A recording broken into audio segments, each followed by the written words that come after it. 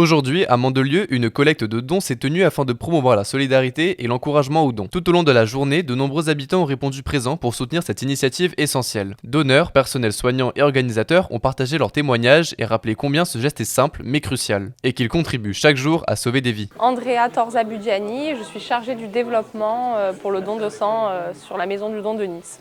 Alors on vient à Mandelieu faire une collecte de sang. On a un départ de collecte mobile qui s'occupe de collecter toutes les communes de Saint-Raphaël jusqu'à Menton. Et à Mandelieu, on vient à raison d'une fois tous les 2-3 mois pour faire une collecte et pour pouvoir donner la possibilité aux personnes de la commune de donner leur sang plus proche qu'un site fixe qui se trouverait sur la maison du don de Nice. Alors par exemple aujourd'hui on a proposé 71 créneaux et il y a à peu près 56 créneaux de prix. Donc l'objectif serait au moins de repartir avec 50 poches car la différence entre les personnes inscrites et les personnes qui vont donner vraiment, il y a toujours un delta de personnes qui auront une contre-indication médicale et qui ne pourront pas donner. Donc c'est assez simple, il y a 4 étapes à retenir, il faut avoir au moins 1 heure de disponibilité. La première étape c'est l'inscription, on va remplir un questionnaire avec plusieurs questions sur la vie privée, l'état de santé, les voyages, etc. Ensuite on va avoir un entretien médical qui va permettre de savoir si oui ou non on est éligible au don de sang. Ensuite, si on est éligible, on va passer au prélèvement. Donc le prélèvement, c'est entre 5 et 10 minutes, c'est comme une prise de sang. Et on va prélever au donneur entre 450 et 480 millilitres de sang. Quand on donne son sang, on donne les 3 composants de son sang, donc des globules rouges, du plasma et des plaquettes. Et ensuite, la dernière étape, la meilleure, c'est la collation. On va manger, boire, vérifier que tout va bien pendant une vingtaine de minutes avant de pouvoir repartir en toute sécurité. Donc une prochaine collecte au mois de mars, ici, à Mandelieu.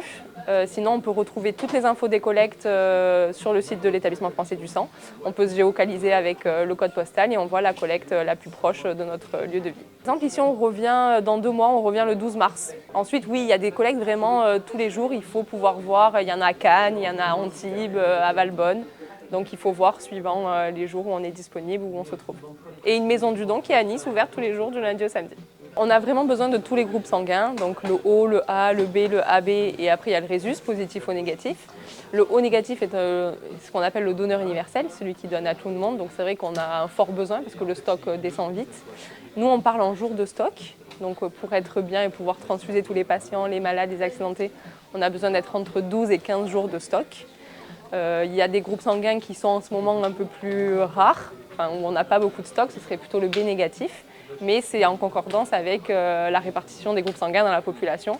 C'est un des plus rares, le AB et le B sont les groupes les plus rares en France. Et voilà, on fait vraiment appel à tous les groupes sanguins, on ne fait pas de différence, mais c'est vrai que les plus répandus sont le O et le A, donc c'est ce qu'on a le plus dans nos stocks de produits sanguins. On s'inscrit directement sur le site de l'établissement français du sang, donc dondesang.efs.santé.fr. On réserve le créneau à l'heure qu'on veut. Par exemple, ici, on est là de 15h à 19h30. Il y a des collègues qui sont plutôt du matin, il y a des collègues qui sont sur toute la journée. Donc on arrive quand même facilement à trouver un créneau, si on veut, à mettre dans l'agenda pour venir sauver des vies. Moi, je suis Julie, je suis infirmière de prélèvement à la base sur l'équipe mobile de prélèvement du département du 06. Et grâce à une succession de formations, maintenant je fais les entretiens pré-don, donc pour savoir si les donneurs sont éligibles au don de sang ou non. On essaye de faire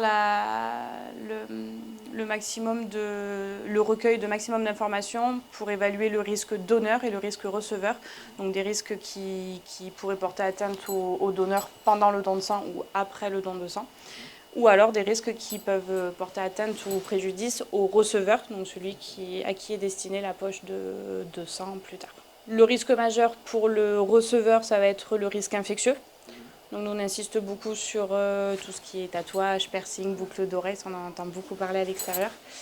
Tout ce qui est endoscopie, donc on a des délais d'ajournement plus ou moins longs selon le risque.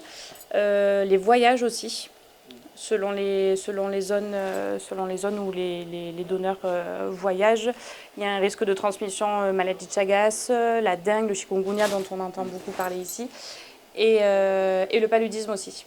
Donc pareil, en fonction des différentes maladies possiblement transmissibles, on ajourne plus ou moins longtemps le donneur en retour de voyage. Et ensuite, il y a tout ce qui est risque pour le donneur. Là, on va plus parler des risques cardiovasculaires en fonction des différentes pathologies, en fonction des différents traitements aussi pris. Là, on va ajourner le donneur plus ou moins longtemps, voire même des fois définitivement, parce que le don de sang n'est pas un acte anodin non plus, donc, et peut comporter des risques pour le donneur aussi. On a besoin de tous les groupes. Après, il y a des groupes qui sont un petit peu plus recherchés, comme par exemple sur le don de sang, sur le don de globules rouges pour les transfusions sanguines. On a besoin de personnes de groupe O, O+, O-. Le O-, c'est le donneur universel, donc c'est les groupes qu'on va le plus rechercher, surtout dans les services d'urgence. Le O+, s'en rapproche aussi énormément. Mais après, globalement, on a besoin de tous les groupes aussi, parce que maintenant, on connaît aussi de plus en plus, on teste les gens de plus en plus tôt, en pré-op, avant beaucoup d'interventions.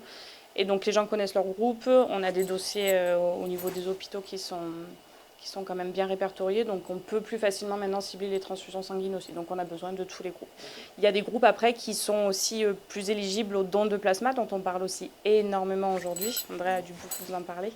Notamment le groupe AB qui lui est donneur universel, mais sur les dons de plasma. Donc après, on essaye d'orienter aussi les donneurs sur les différents dons en fonction de leur groupe. Eh ben, venez tester au moins une fois. Si vous passez l'entretien, vous serez accueillis par mes collègues au prélèvement. Vous serez très bien accueillis par mes collègues au prélèvement. Ça se passe très bien, dans la bonne humeur. Il y a la collation après, vous êtes toujours bien servis. Il faut le tester au moins une fois.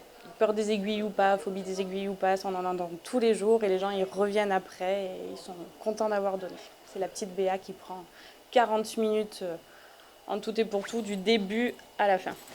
Je m'appelle Roberto Filibec, je suis italien, j'avais 54 ans et je suis en France, je vis en France depuis 5 ans.